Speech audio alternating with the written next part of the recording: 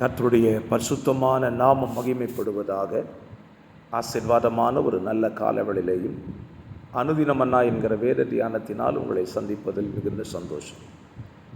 கிருபையாய் கர்த்தர் நமக்கு கூட்டி கொடுத்திருக்கிற ஒரு நாளுக்காக கர்த்தருக்கு நன்றி சொல்லுவோம். இந்த நாள் ஆகஸ்ட் மாதம் 15ஆம் தேதி வியாழக்கிழமை காலவெளி. இந்த நாள் இந்திய தேசத்தினுடைய சுதந்திர தினம் என்று கடைபிடிக்கப்படுகிறது. உங்கள் யாவருக்கும் சுதந்திர தின நல்வாழ்த்துக்களை தெரிவித்துக் கொள்கிறேன்.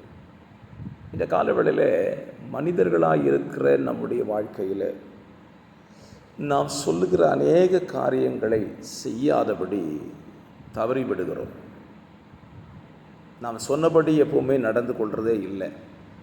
காரணம், அந்த சமயத்துக்கு ஒரு வார்த்தை சொல்லிவிடுகிறோம், பிற்பாடு நம்மால் அந்த வார்த்தையை நிறைவேற்ற முடியாமல் போய்விடுகிறது. இதுதான் மனித வாழ்க்கை.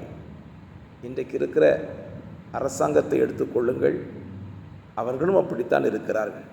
ஆட்சி பீடத்துக்கு வருவதற்கு முன்பதாக ஒன்றை சொல்லுகிறார்கள், வந்த பின்பு அவர்களால் அதை நிறைவேற்ற முடியவில்லை. ஆனால் வேத புத்தகத்தில் நான் உங்களுக்கு ஒரு வசனத்தை வாசிக்கிறேன்.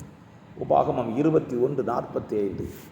கர்த்தர் இஸ்ரவேல் குடும்பத்தாருக்கு சொல்லியிருந்த நல்வார்த்தைகளில் எல்லாம் ஒரு வார்த்தையும் தவறி போகவில்லை, எல்லாம் நிறைவேறிற்று. ஆண்டவரை பாருங்கள், இஸ்ரவேல் புத்திரருக்கு அவர் சொன்ன நல்வார்த்தைகளில் எல்லாம் ஒரு வார்த்தை கூட தவறலையா, எல்லாம் நிறைவேறிற்று.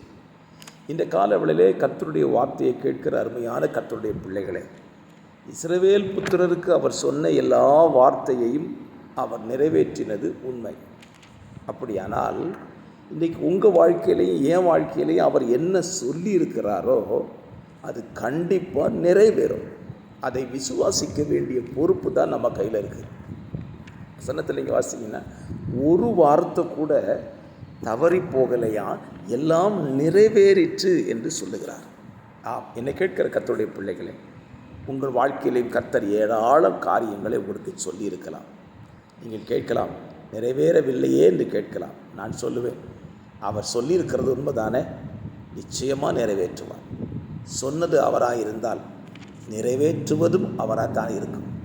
நம்ம பல நேரத்தில் சொன்னது அவர், நிறைவேற்றுவதை வேறு எங்கே தேடிக்கொண்டிருக்கிறோம். இல்லவே இல்லை. சொன்னது அவராக இருந்தால் நிறைவேற்றுவதும் அவராக தான் இருப்பார்.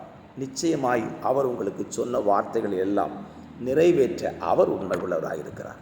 பரிசுத்த பிதாவே, இந்த காலவெளியிலையும் உங்கள் பிள்ளைகளுக்கு நீங்கள் என்ன சொன்னீங்களோ அதை நிறைவேற்றி இந்த பிள்ளைகளை சந்தோஷப்படுத்துங்க.